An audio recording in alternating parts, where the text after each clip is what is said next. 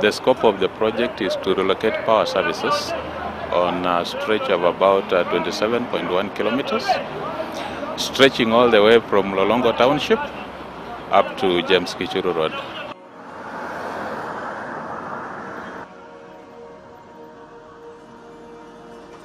Currently where we are standing, actually this is our 66 kV cable, that takes power, evacuates power all the way from Nairobi Mombasa Road substation to Nairobi West.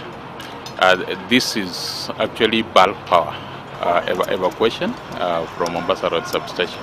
This is the cable that we are dealing with, and because the section where we are standing is a section where the road will be now taking off from the ground level, so the clearance then between the road and the line might be compromised. That is why we want to have it underground.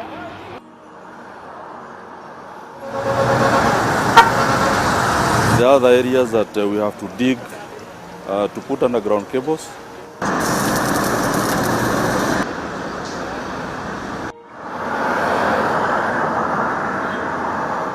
The express highway is 27.1 kilometers.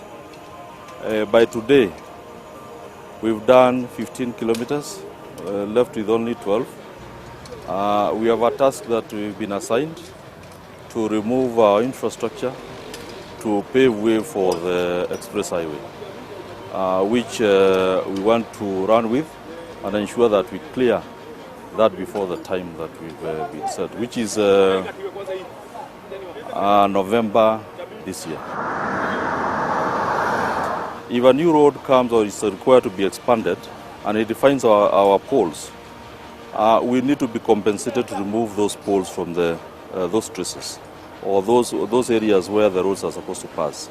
So it's a matter where we need to be agreeing or discussing with KERA, KURA, KENHA, those agencies, so that we don't interrupt power, as also we don't also interfere with them doing the infrastructure.